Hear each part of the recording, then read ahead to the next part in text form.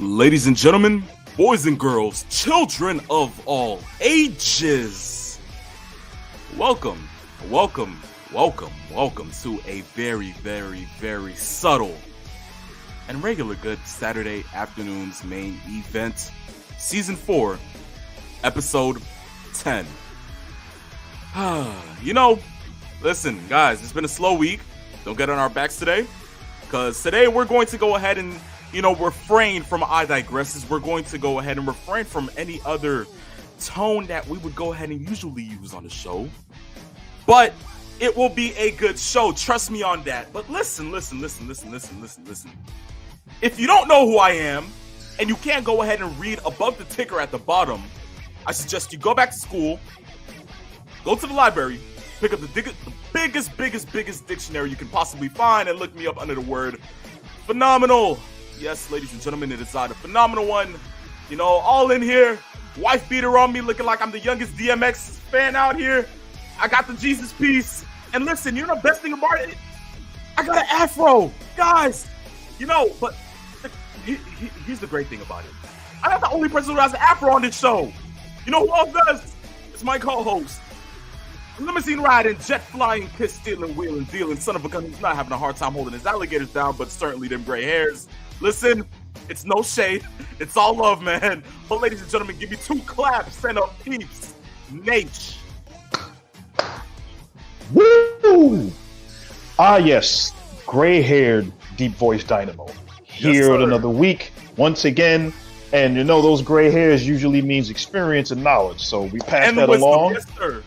Yes, pass that all along. And everybody can they can smell a good show coming today. A very good show today. And what we're here for is to give the fans the satiety that they want in the world of professional wrestling. So let's do it. Let's do it. Ladies and gentlemen, yes.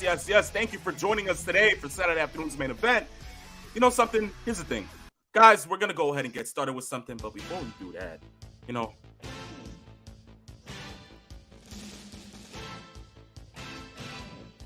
this is weird. Ladies and gentlemen, boys and girls, children of all ages, I want you guys to get used to something. Because this means that we are ready for one thing and one thing only. You know what that is? Do you care to go ahead and tell them? Fast track. Yes, ladies and gentlemen, most certainly fast track. You can go ahead and thank Mr. Triple C for this glorious theme song for Saturday afternoon's main event, Fast Track. But without further ado, let's go ahead and get right into it, shall we, peeps? Yes, we shall. First things first. Gable Stevenson might go back to amateur wrestling. I mean, are we surprised? Maybe not a surprise because of well, first off, we know that the Gable Stevenson signing was more something that Vince McMahon was trying to do to get a hold of the whole name, image, and license college things that's going on now, where a lot of collegiate athletes now have the rights to be able to make money off of their names while they're in college. And then I guess while he was in college as an amateur wrestler, was going to then transition into a pro career, potentially. We know Vince McMahon, while he was running the company, loves 2 things. Well, 3 things, really. 4 things. He loves money. He loves women, apparently. He loves collegiate athletes and Olympic athletes, and he loves Samoan wrestlers.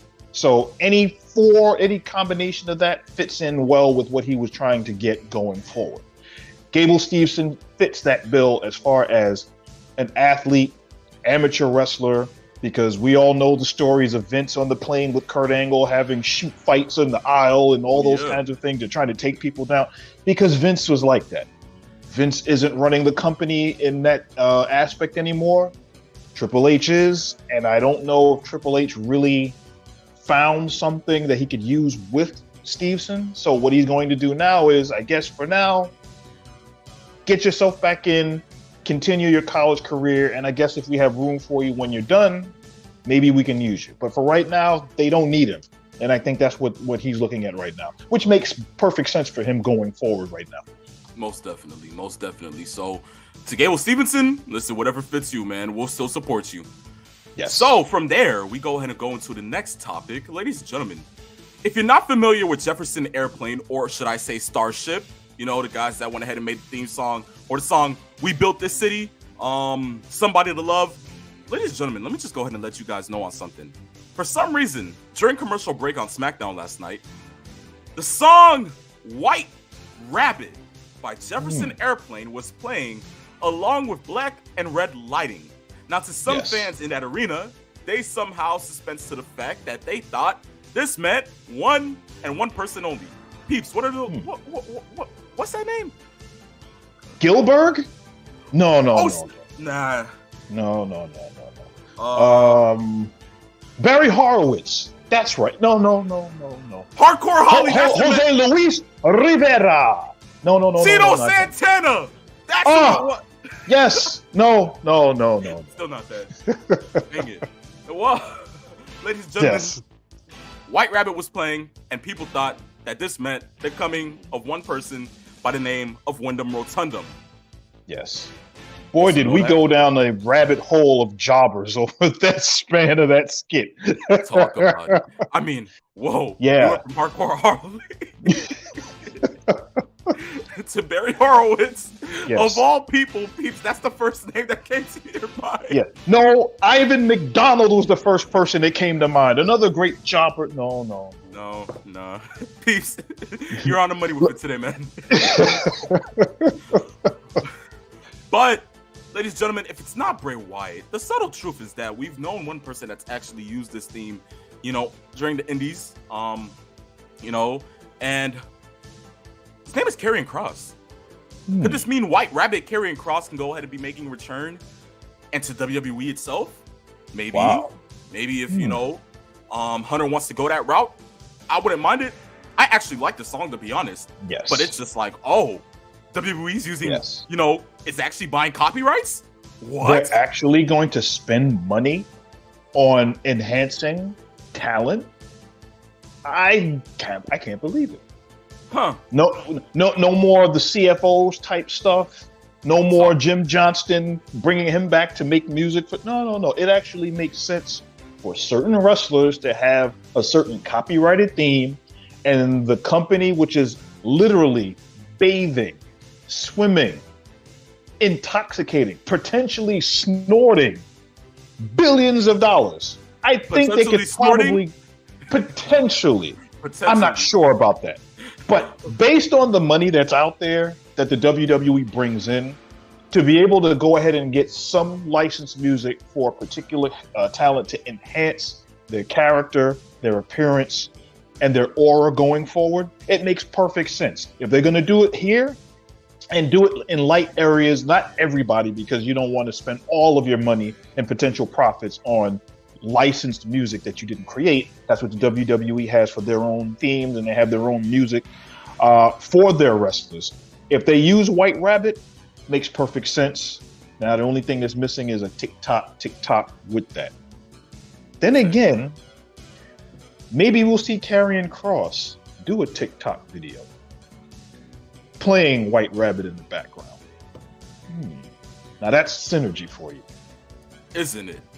Yes. Huh. Well, from there, we go ahead and go into the world of developmental areas. And we start with, the same thing Vince was probably on when he was going ahead and booking 3.5s. Why? Because NXT has officially hit its 3.5 stage, ladies and gentlemen. And Peeps, listen, it no longer 2.0, 3.5 actually fits the description, right? Ladies and gentlemen, we're going back to black and gold. What indeed? I never thought I'd see the day, Peeps. I never thought I'd see the day. And on the 1 year anniversary of NXT 2.0, with the unicorn vomit and all of its splendor, I have to say, if we do a critique of NXT 2.0. I'll throw this one at you, and this is something that I'll bring up. Would you say that NXT 2.0 was a chop, meaning good, or was it a flop, You see what I did there? And I made a Flair reference there. Would you say it was a chop or was it a flop? And I'll throw it to you first. What do you think? Peeps, I want you to sit there and analyze everything that you just said to me, okay? Unicorn vomit and all its splendor. Ladies and gentlemen, what the heck do you think I'm gonna go ahead and say? Of course it was a flop! What? What? Yes. Peeps, how dare you ask that question? I mean, for ladies and gentlemen, I want to know right now, okay? Go ahead and just sound off in the comments. Should I really actually go ahead and, tag team Peeps into most of these, like topics today? Because this is blasphemy. Why ask that? Peeps of come on, man. You were on a perfect good streak, man.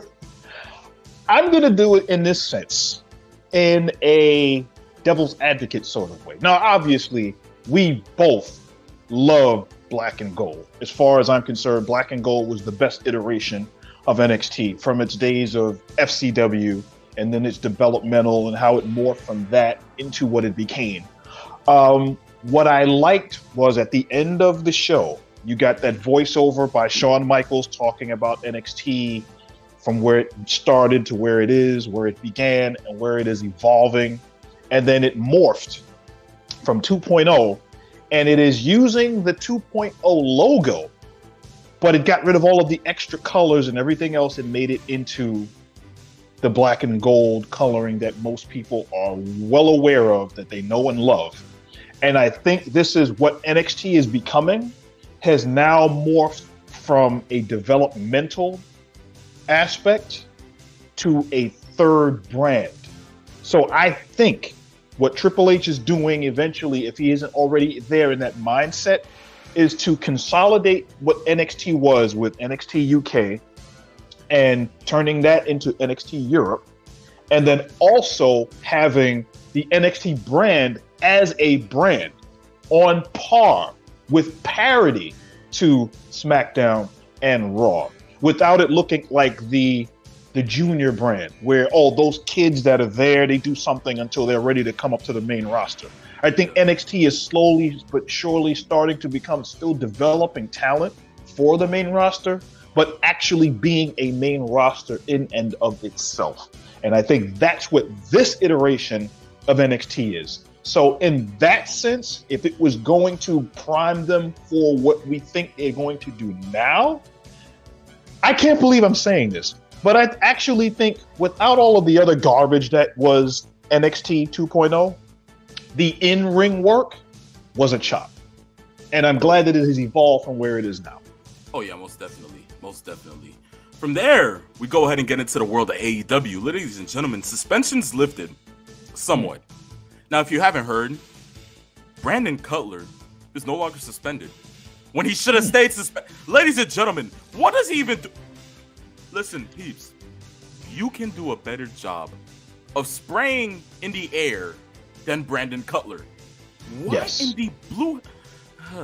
You know something? But okay, here I digress. Oh, okay? There you go. First one. Yeah, first one. Man, shoot, I wasn't ready for that. But look, the fact of the matter is that AEW has lifted suspensions on some of the wrestlers that were included in that bizarre fight that happened after the all-out media scrum a couple of weeks back. Hard to believe it's been 2 weeks already. Surprising, right? How time goes. But of course, the Young Bucks, Kenny Omega, Ace Steel, and CM Punk, no word on them. So peeps, since the investigation is still going on, can we possibly see that these guys get their suspension lifted, or? It's not going to happen anytime soon. Not with the guys that are the main culprits. I also, if I'm not mistaken, I think Pat Buck was also, his suspension was lifted as well, because Pat Buck was more along the lines of trying to break the fight up as opposed to instigating or getting into it. I think what it boils down to are the ones that are responsible for all of the drama. CM Punk for going into business for himself at the press conference. And from what we've seen, it almost sounds like this was planned, from the kind of talking to the The media member at the scrum who brought up the question and they were making the joke, so they kind of knew where it was going. But CM Punk might have stepped on his line to set him up to open up about what he was going to do. To the fight that happened in the back with the Bucks, and knowing that all of this stuff is going on, and then Ace Steel biting and pulling hair, and then there's a dog involved, and then there's Ace Steel's wife who is back there, and then we know all of the rigmarole that has happened. All of that has to be taken care of, and if they continue to do it, I would not be surprised if there were legal ramifications to this. Oh yeah, because you're talking about safety in a locker room where a chair was thrown. Somebody could have lost an eye. We could have had a lot of damage to other people involved that did not have to happen.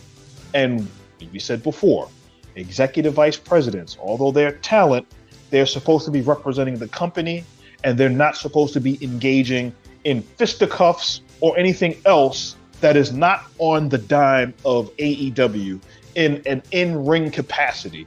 And if you do something like this, you can further divide the locker room if there wasn't a pertinent and very harsh, strict punishment involved. Because there are other wrestlers who were suspended for far less.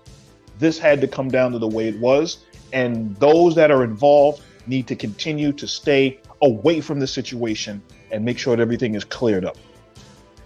Exactly right. Exactly right. Good take on that, peeps. From there, we go ahead and we get into the next part of the news. But before I do that, peeps, we're going to go ahead and play a quick game, okay? Okay. I'm the wrestler. You're the fan. Okay. Of course, we know that WWE stands for World Wrestling Entertainment. But in other words to the fan, WWE stands for... We want everything? No. Maybe we walk with Elias. Maybe. I said WWE stands for... Walk with Elias. And that's exactly what we're going to be doing, ladies and gentlemen. We are walking with Elias. Okay? Of course, if you haven't heard this week, Ezekiel is no longer on the WWE roster list. But listen, forget that schmuck. We want the older brother. So what do? We might be getting Elias in a good couple of weeks or months until he grows that beard again. Yeah, because that taped on one looked awful.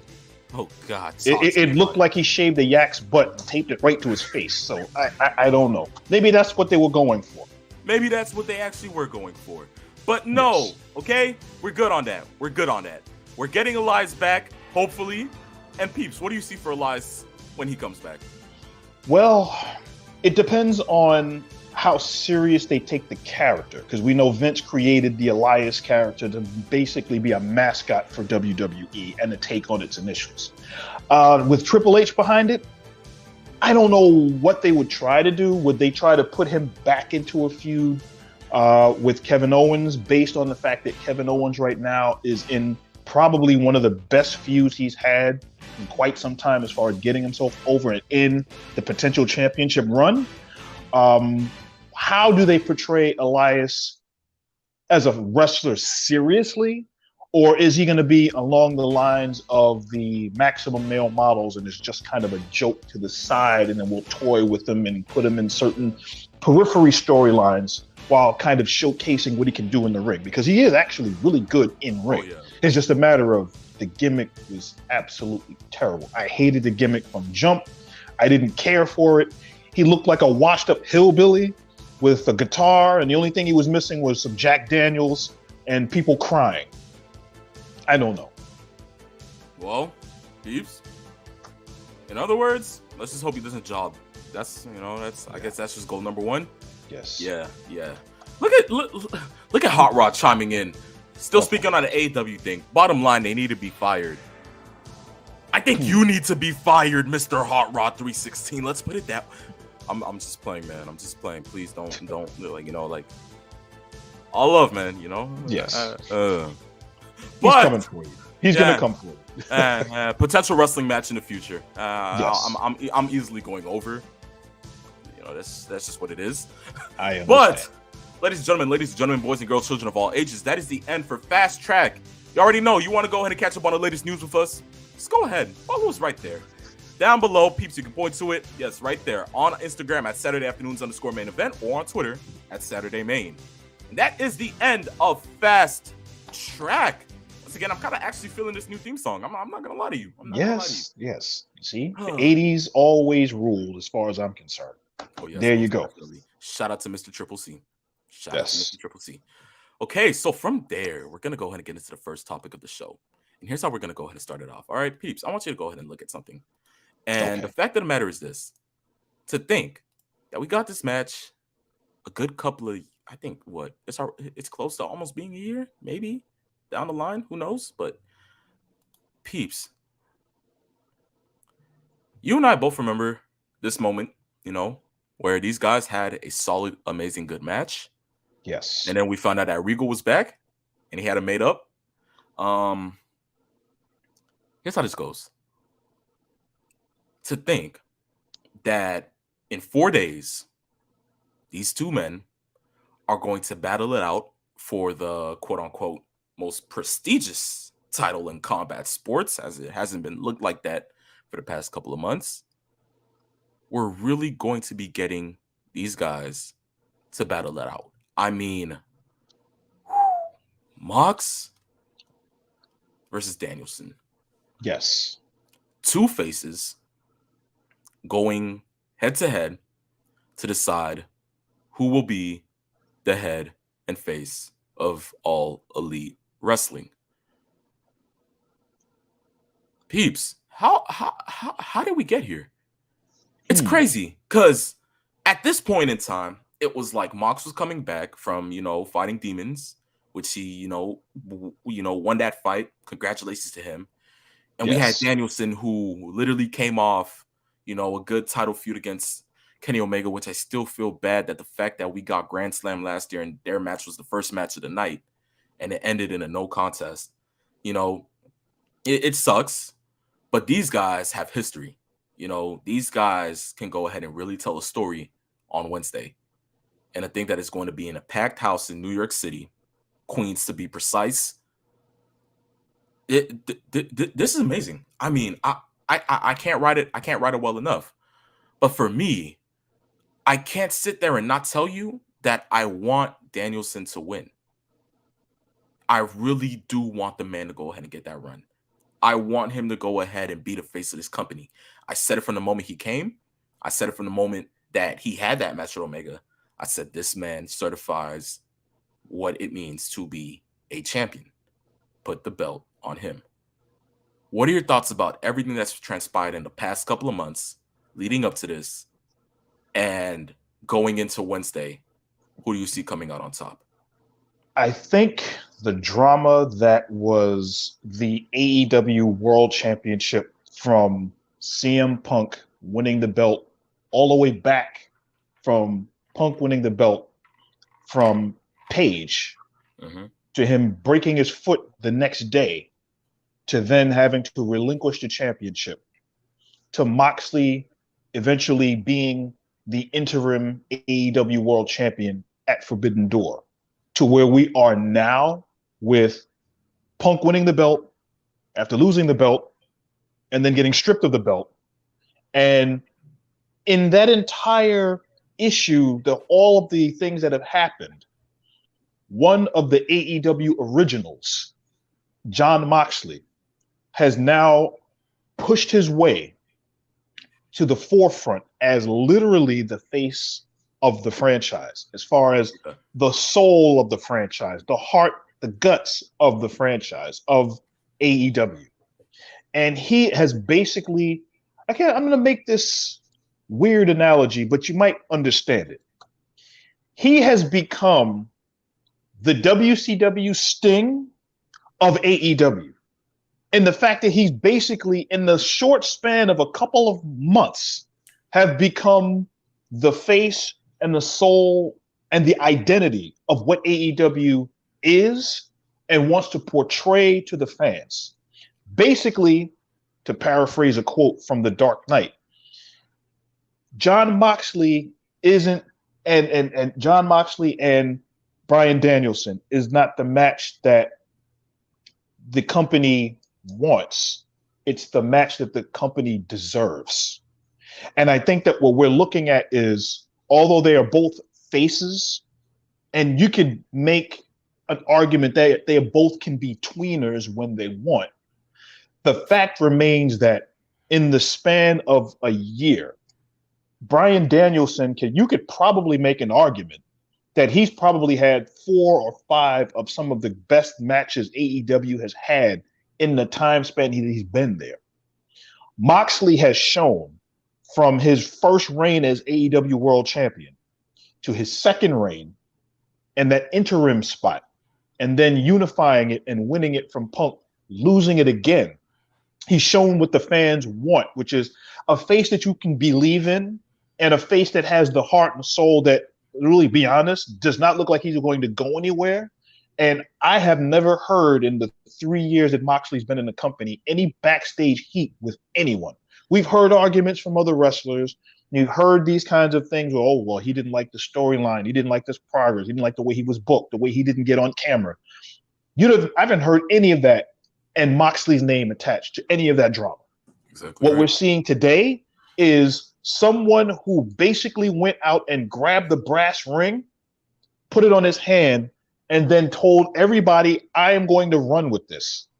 And then you have Brian Danielson, who all he cares about is getting in the ring and having 5-star matches with everyone he touches. It doesn't matter who it is. They could go after a jobber in a territory somewhere and he could turn that into a great wrestling match. He gets the attention, he gets the seriousness. And in my mind, it's the same way that I go in to watch his matches or the way that I used to watch AJ Styles matches in TNA Impact, where it was like, stop, hold the presses, stop, everything is going. He's in the ring right now, gotta watch. It's the same way that I feel about FTR. Oh, they're having a match, stop everything, I gotta watch. This is what AEW needs. This is what AEW deserves. And I think based on the fact, with all of the turmoil that they've had, they definitely need this to not only quell the indigestion that this company had to swallow. This is going to be the Pepto-Bismol that kind of helps it out. And then in the long run, we know it's setting up MJF because he's already called out Jon Moxley in kind of a bit of foreboding, forecasting, letting you know, oh, Jon Moxley, you're next on my radar. Whoever is winning, I'm getting the title shot. And I think that's where we're going forward, because by the end of the year, the only solution is that this is a means to an end, and that end is MJF being world champion. But this match has to take place first. And I think as much as I would love to see Danielson walking around with that belt, it's not going to happen yet. Wow. Tough affirmation. I'll take it. It's, it's subtle, it's sweet. I mean, like, shoot, I can agree with you on that. Hot Rod says this: if Moxley wins, we ride it. That's the Clifford Notes version of what I just said. Yep. Yes. Exactly right. But I mean, you're not wrong. And I like how you went ahead and brought up the dark horse in the situation, MJF. We've gone upon the path of seeing him leave the whole summer, come back at All Out, and now intervene himself into all of this, where we can finally see a dawn in a new era for MJF. It's completely different. It's much more subtle. The man is now on a rampage. Zing. I see what you did there. Yes, sir. You're a sneaky guy. I see what you did. What can I say? What can I say? But yes. Along everything, MJF has actually proven himself to go ahead and be that champion. This man has proven to show us that he is this generation's. Now, don't hurt me if I say this. He is this generation's Ric Flair. Along the essence of his demeanor, his moral values, the way he goes ahead and he sees other wrestlers as right here while he's up here. His walk, his talk, the combination of suits. The man is literally a walking Nature Boy 2.0. I kid you not. The man has all the swagger, all the sauce. He gets it. And the fact that we shut up when he gets a microphone tells you enough how much of an asset he is to All Elite Wrestling. But as you said, we have to get here first. Yes. And for me, it just makes more sense if Danielson walks out with the title. Because if Danielson walks out with the title, as you said, the man puts on a 5-star match with any other person that he ever wrestles. Not saying that Mox doesn't do the same. We know that if it's going to be a slobber knocker of a match, it is going to be a fight fest. It is going to be everything that you ever dreamed of in probably a dark match slash death match slash, I mean, all the regular if, ands, or maybes. But with Danielson, I mean, peeps, can you imagine the calamity? Like, just think of the pay-per-view buys that Bleacher Report can go ahead and bring in online and Fight TV. If your headliner of any pay-per-view is Bryan Danielson versus Maxwell Jacob Friedman, money talks in this business, and we know this because Vince has used up a lot of that for a bunch of assets that we don't know why. But when it comes to these two individuals, you have MJF with the storytelling, the bad mouthing, the grimy essence of, cheating to win at some points in time, and the slimy greaseball that he is in the ring, compared to the technicality and the essence and everything that Bryan Danielson brings to professional wrestling. I mean, it just fits right into place. Yes. With what MJF said, especially talking about Mox, and telling him that, okay, I understand you fought your inner demons, but the fact of the matter is that you're going to have to fight a bigger demon come the time when you have to face me, and you'll go ahead and come to realize that I am that demon. It kind of builds towards Mox versus MJF. But I feel as if Tony can totally turn this around if MJF has never actually really faced Danielson. You think MJF is going to be prepared for Mox. But if Bryan Danielson comes out on top, he's not prepared. He doesn't know what he's walking into. He knows that the man is technical, but MJF can bring it. MJF can totally show what it means to go ahead and go against the very best in this business. We know that Danielson is a seasoned veteran. It has it all to it. The touch, you put that on any card, it's a W. And I most certainly want that to be the case. Yes. But peeps, if either one of these guys go ahead and walk out as champion, when is the time frame for MJF to go ahead and hit that peak where he goes ahead and takes the title from either one of them? It will definitely be by Full Gear. I think Moxley has shown that he can temporarily carry the company on his back as the ambassador of the company, as far as the face. Plus, he's got the Blackpool Combat Club behind him. Now, what makes sense, and the reason why I say Danielson shouldn't win the championship now, is because I think you can slot Danielson in next year to literally do what Page did when he won the championship from Kenny Omega, in the sense that Danielson will be a much better face chasing for the championship. And as I've said before a couple weeks ago, when you have a really good protagonist, you have to have an equally good antagonist.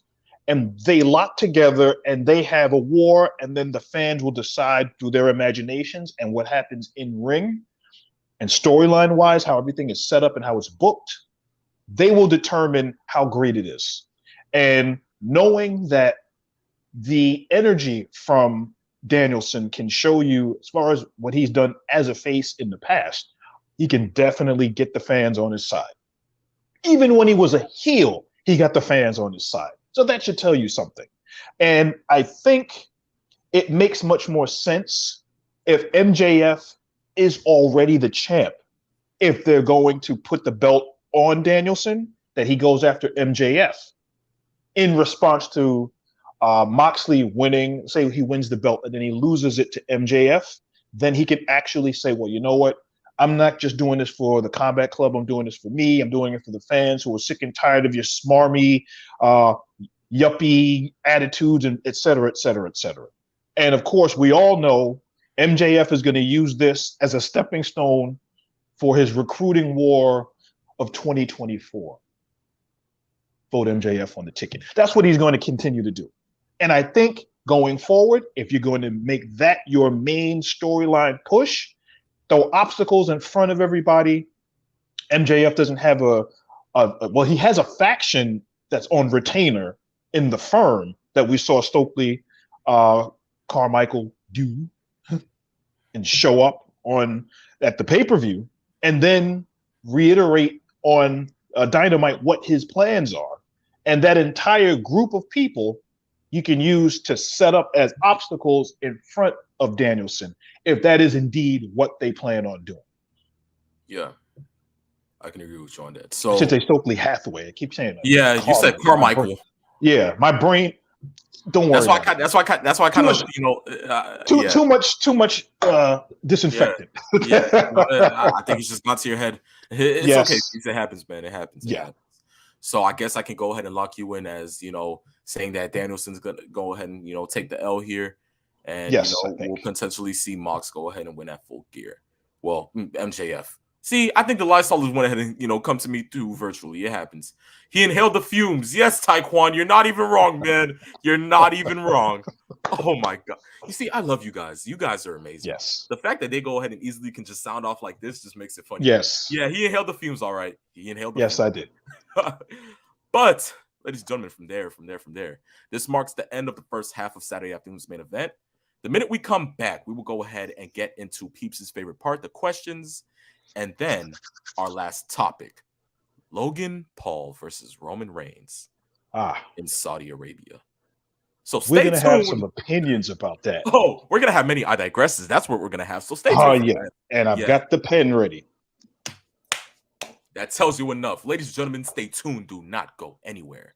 The second half of Saturday afternoon's main event is coming up next.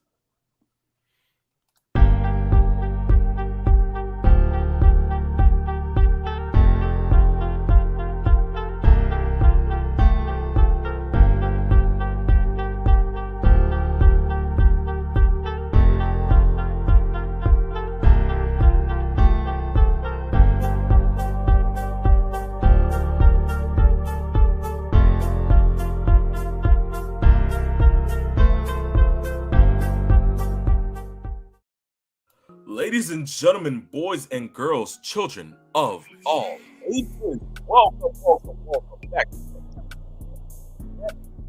Here, let's not waste any time. Let's just go straight into the questions. And of course, guys, if you want to go ahead and send in questions, you already know how to do it. If you don't, listen, right down there. Go to us on IG at Saturday Afternoons _ main event. DM us a question, and we guarantee it will be featured on the next episode of the show. So, first question goes to Tombstone City Adam, and he says, how in the hell does MJF get engaged? And I'm out here getting my heart broken by females that would look good in assless. I'll answer that question because he's better than you, and you know it. That's the only answer to that question. Next. Next. That's what I went away. Oh gosh. I'm just kidding. Man, but whoa. See, the first part of the question wasn't too bad. Why assless Chet? Yeah. Yo, you guys crack me up with these. Like, Yo, that's so 1997. What the? Shawn Michaels, where you at when we need you, man? Yeah. Well, I guess in certain parts of the world, it's still prevalent. So maybe, who knows? Maybe they're trying to resurrect a trend that we did not think we needed to see. In the 21st century. But I'll digress on that one. Yes, second one of the day. Oh, gosh. Tombstone City, Adam, we appreciate the question, but get help. Next one comes from Master Sean 007, and he says, greetings. This time I'm bringing a true or false question / statement to the table. My statement is, you can have a successful wrestling company where everyone wants to be a star and would be champion, and no one wants to be a career jobber. True or false? That's an interesting question. I think if you are a wrestler in any company, and obviously that's the main thing that most people are. It's one of two things. Yeah. You either want to be champion or you want to make a lot of money. For those like Bryan Danielson who go into a company just wanting to have the best match on the card, you can do that. I don't believe if that's the case and say you're a career jobber and say that is the case, I think you can, but you have to at some point realize that there are certain wrestlers in companies and their only occupation is to enhance the talent that's there. Yeah. I think this is where the territories came in. When I brought up before about Barry Horowitz, who was a career jobber in the WWF, but people don't realize that outside of the WWF, he actually won championships. So people don't realize that about Barry Horowitz, which pat on the back is 18 inches away from a swift kick in the tail. Yup.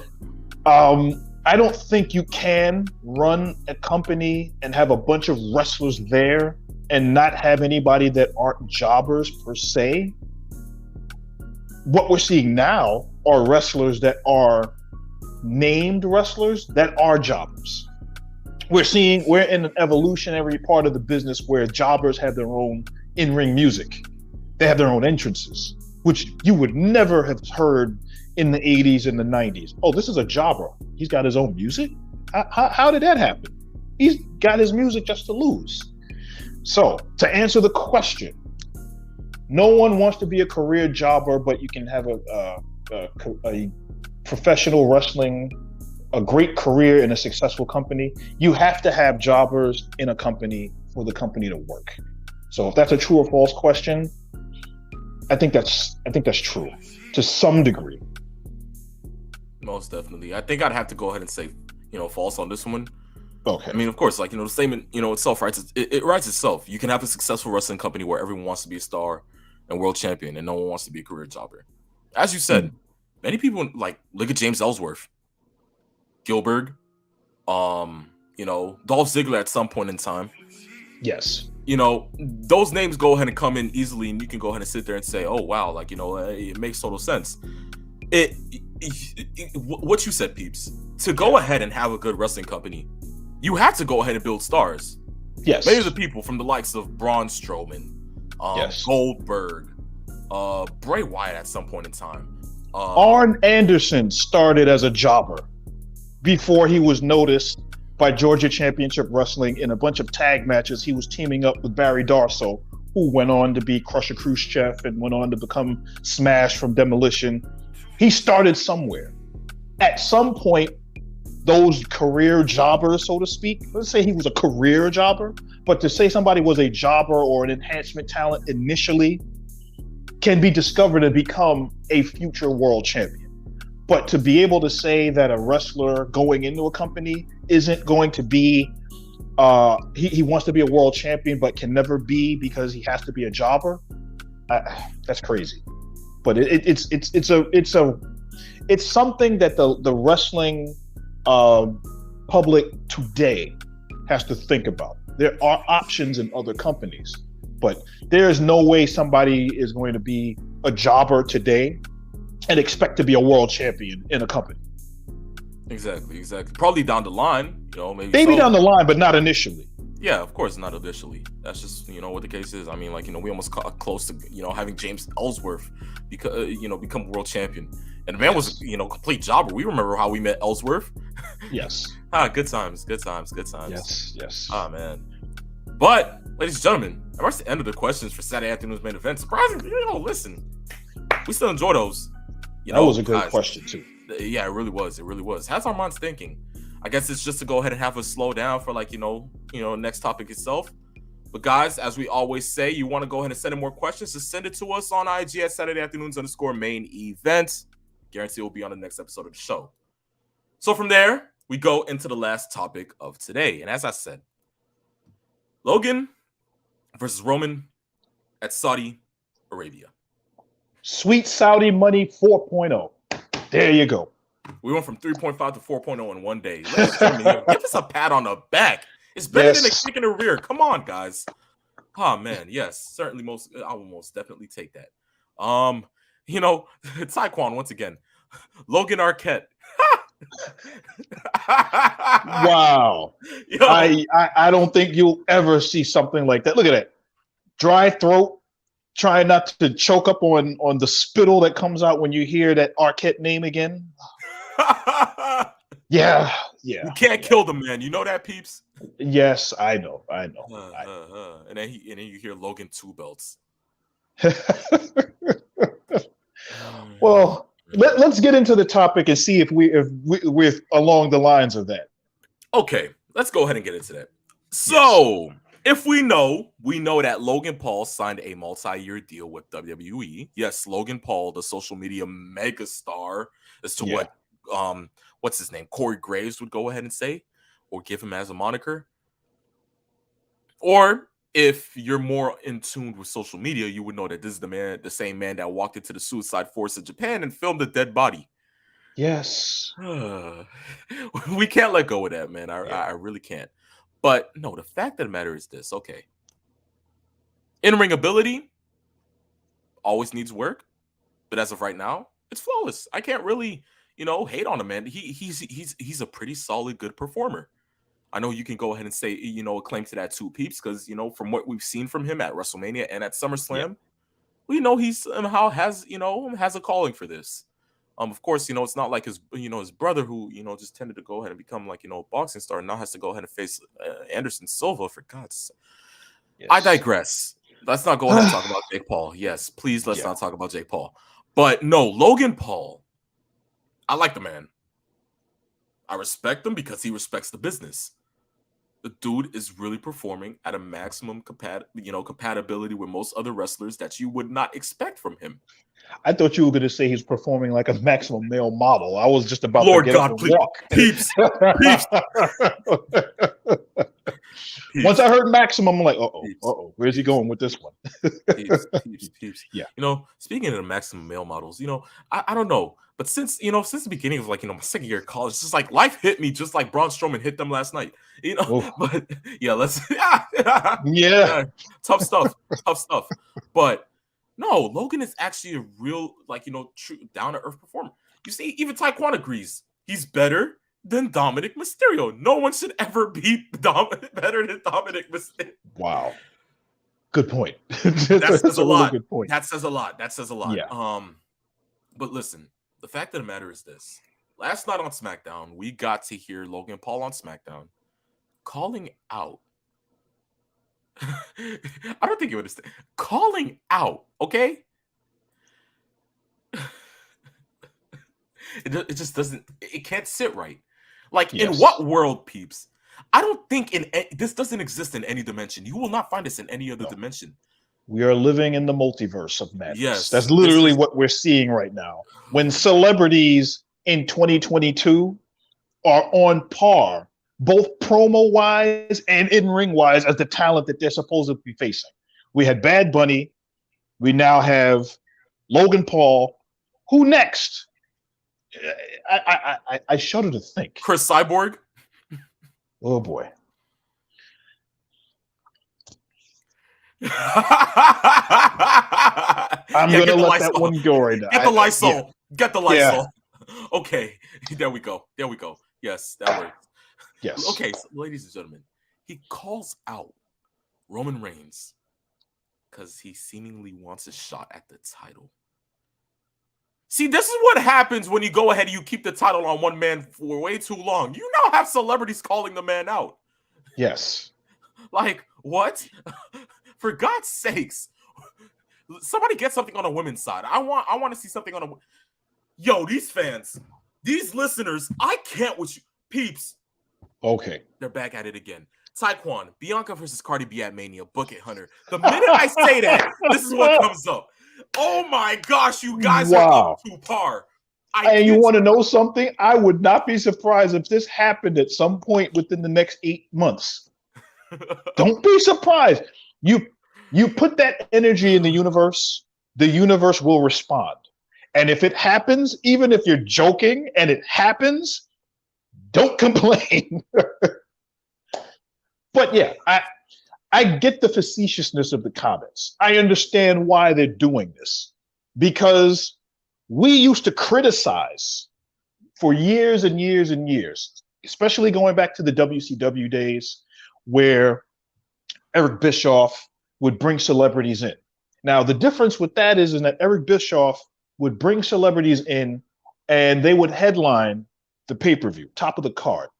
The only problem is because of the way that the contracts were structured, if that celebrity made X amount of money, that means that the guys, the wrestlers that were at the top of the card, they got increases in salary while the bottom of the card continued to sink.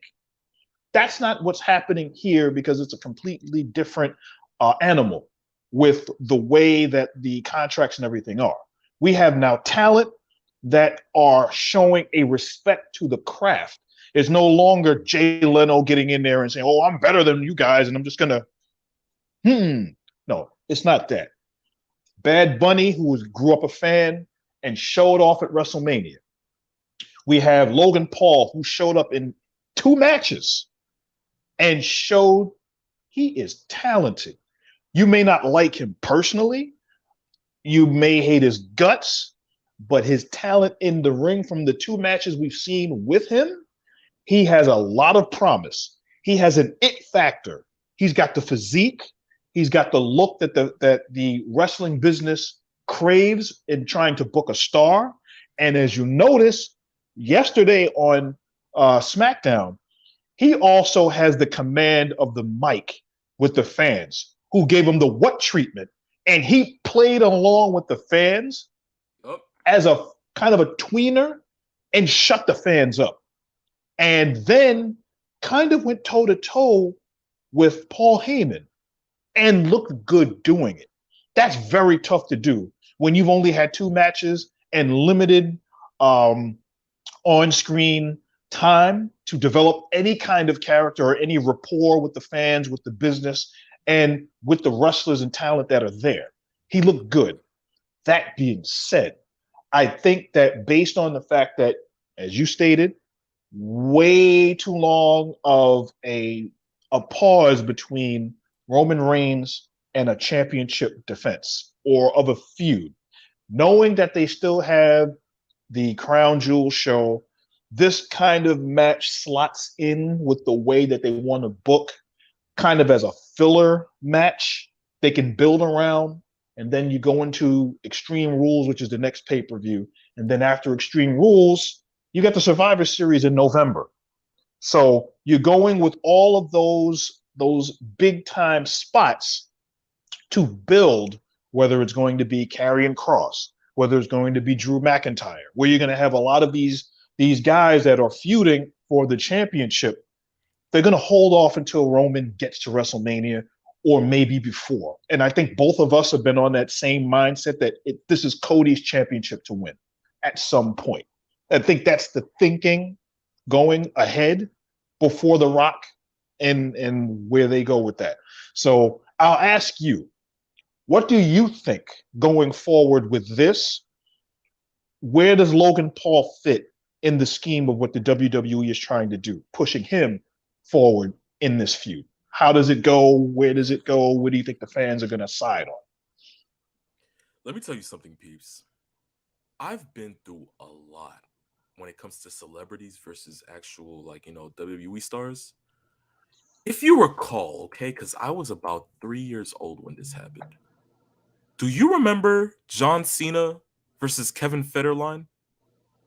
Yes, vaguely. Yes. You see, I remember it vaguely. And I remember how awful it was. And I remember how the fans cheered for Cena. I don't get it. The fans are on the money with this. The minute I say this, yes, like, what in the world? Like, I don't get it. Yo, Taekwon, you're on the money today, man. Yo, listen, yo. I think we have to put you on the show one day. You can be Yeah. our honorary co-host with Peeps and I. Why not? Just like the firm, put him on retainer. Put Let's him on go. retainer. Just Put him on a retainer. Exactly. But yes, okay. So you can recall that because me at 3, I shat on that. Okay, I did not. It was bad. Lord have mercy. Yes. And to see how far we've come, okay, from the WrestleMania matches where you would actually put, celebrities in, and they would probably kind of do enough, probably have one good big spot. So we've went from Maria Menounos to Snooki. I digress. There you go. Third one. But you get where I'm coming with this, right? Yeah. It's like, what the heck? We've come far. And Yes. who can forget Pac-Man Jones in TNA? Yeah. Pac-Man Jones, he of the TNA World Tag Team Champions. People forget Pac-Man won a belt while he was in TNA. Who can forget, man? Who can forget? Yeah. So, look, we're now in 2022, and you were expecting that we'd still have the same old celebrities that have one good big spot that can't wrestle, this, that, the third. I think with Bad Bunny at WrestleMania 36 or 37, that set the tone for what we should expect from, a celebrity if they try to go ahead and walk in between the squared circle. We know that with Logan, there is a max amount of potential there. Now, this early, though, against Roman, man's only had 2 matches. For me, I'm sold on it, but not completely. Okay. It's a Saudi show. Yes. Glorified house show. We know this already. Yes. Am I going to go ahead and, not want to see it? Of course I'm going to want to see it because, Logan Paul can most possibly do enough. But, with Roman, it's like he's the new Brock. And I'm not saying it like, oh, he's part-timing this, that, the third. No. He has a limited moveset against a lot of different wrestlers. Look at his Hell in a Cell match on SmackDown against Rey Mysterio last year. Or the year before, I should say. Whichever one. You remember that moveset, right? Yeah. Power bomb, spear, Superman punch, guillotine, Samoa drop, okay, whatever. Brock, Superman punch, spear, guillotine, spear, Superman punch, spear. 1, 2, 3, he's out. Again, Brock Lesnar, SummerSlam, spear, guillotine, Superman punch once, doesn't knock him down. Superman punch again, doesn't knock him down. Spear, doesn't knock him down. Spear again, doesn't knock him down. One more for the end of the road, and then goes ahead and just cowers him out with a bunch of other things around ringside and end game. Drew McIntyre, what's it? Cycle. You see where I'm coming with this, right? Now, do I think that he can probably show off a new moveset against Logan Paul? Maybe. I know Roman has it in him. But I guess just for this pristine gimmick, it just doesn't fit right with how I want that to go. Now, if this was like a next year type of thing where you go ahead and have Logan Paul face a champion, which could presumably be Cody Rhodes. Now, that is something I want to see. High-flying artistic ability, agility in both wrestlers. You have something there. Roman, though, not so much. You're just like, okay, cool. I want to see how much Logan can actually go ahead and pull through with this. There's not going to be much. Superman punch, spear, guillotine, it's over. What more can we possibly say? You really think that Logan Paul's going to sit there and put on a whole 25-plus minute match against Roman Reigns? That is true. So, for me, peeps, I can't really say too much. And we already know how this goes. Roman's going to win. This ain't nothing too crazy. I know Paul Heyman's back, so we have him in his ear. So that makes perfect sense. That's amazing. Good to see Paulyyy back. But come on now. This isn't rocket science. This is not any, big equation to statistics. It's gonna be a really short match. Although we know it's going to be the main event, it's going to be a short match. There isn't much to it. Whether it be Saudi, whether it be Extreme Rules. I don't listen. This Logan Paul's getting pulverized, sent into the next dimension, probably I back don't to think Hollywood. I don't think it's going to be as simplified as you think. I think So they're going to work. It's not going to be like a squash. It's not going to be one of those things. I think you got to remember the Saudis want to have a WrestleMania feel. We also know that Logan Paul has a huge social media following. We also know that he's a really good athlete, as evidenced by some of the things that he's done and shown. So what we're going to see is now, I'm not going to give it an oversimplification of Roman because I think Roman is actually much better than he's shown. It's one of those things where a really good wrestler doesn't have to show all of the moveset that they have after they've established themselves a certain amount of time. Steve Austin is one of the single greatest technical wrestlers there has ever been. But as he got more popular and became the star that he was, he didn't have to rely on showing all of the technical wrestling ability that he had from what I saw when he was in world class and when he showed himself in WCW, winning the World TV Championship and showing all of these technical matches. Because when you're popular, all you got to do is punch, punch, kick, stomp, stomp, stomp, Luthez press, elbow to the head, kick, stunner, match over. You don't have to do a whole lot. But that doesn't mean he can't. So I think it's going to depend on, are they going to go in the route that Logan is going to try and show that he can hang with the tribal chief? Or will it be the tribal chief is going to try to humiliate him by showing him moves that he maybe hasn't seen in a ring? Or is it just going to be a fight? That's the kind of the way that they're going to try to go with this whole thing. If they do go in that route, then I think we're going to see something very interesting because it's going to be kind of like a WrestleMania build, if that is in case where they go. Got you. So I have to ask you this then, peeps.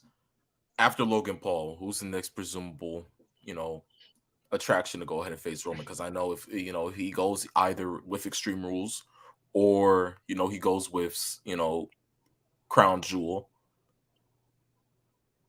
We know that the next one is Royal Rumble. So if it's not Karrion Kross, because obviously I don't think they want to throw him directly in that right now, and I think we kind of know what they're doing between Drew and Karrion. Maybe the winner of that feud is the next one up.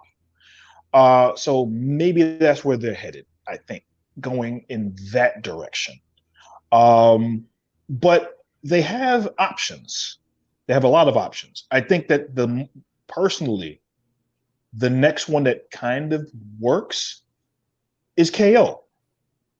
I think that you can finally get him to have that match because, as they've always continued to bring up, even though KO is on Raw, KO hasn't won a championship in well over half a decade.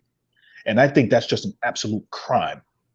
So if you want to push KO back into another match with the tribal chief as the next person in line, as one of those guys that can go ahead and say, I'm the next one to try to get a shot to win and lay that groundwork, it works because you have several challengers that are serious contenders that are believable.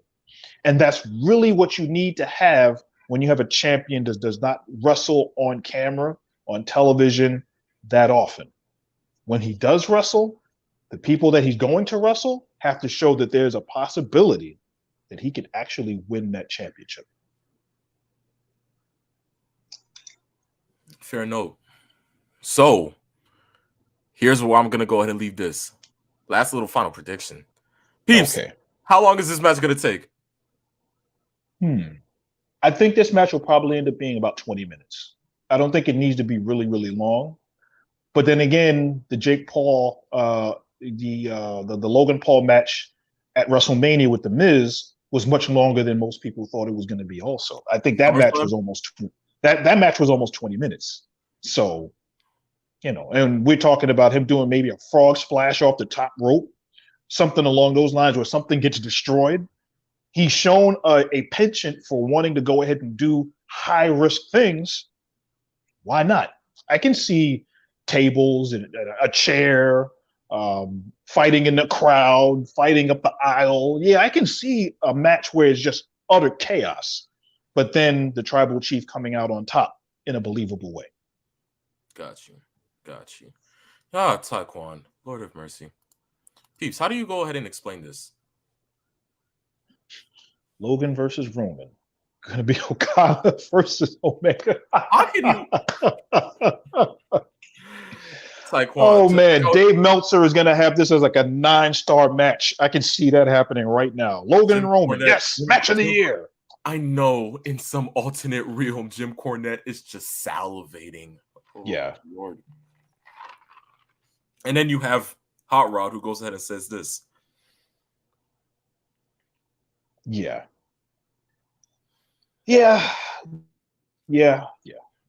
Are we just gonna have this match anytime soon, or like, peeps? We know you're going over in this. I most certainly can vouch for that. We know you're going over, but it's just like, why keep trying, Hot Rod?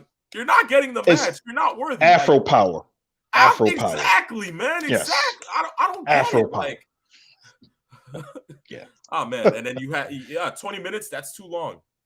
Yeah. And then you have Taekwon who says a solid 5 to 10. It's gonna really depend on how it's booked and what kind of obstacles that they throw in there. Because I'm almost guaranteeing that the bloodline is going to be in there to interfere, and that I think will lengthen the match. So I mean, if we're doing it in the standpoint of just getting in the ring, 10 minutes tops. But if they're trying to draw it out because they're in Saudi as the main event of the show, they need to have a longer match. So I can see at various parts of the match, Solo Sikoa trying to do something else. The Usos trying to interfere, and Logan gets through them to some degree. Even if he's still in the bloodline by the time the match happens, Sami Zayn doing something crazy where he sacrifices his body for the tribal chief. Maybe him doing the frog splash and trying to, do that frog splash on the table. And then Sammy pulls the tribal chief off the table. And then jumps into the table himself. And jumps to the table himself, sacrificing it. You can see where they're going, I think. Yeah. Well, we'll just have to wait and see. And then Taekwon, last but not Nate, don't job. Thank you. Thank you. Hey, I'm like Dusty Rhodes. I don't do no job, baby. No jobs, baby. No jobs. The Bill of the Woods, baby.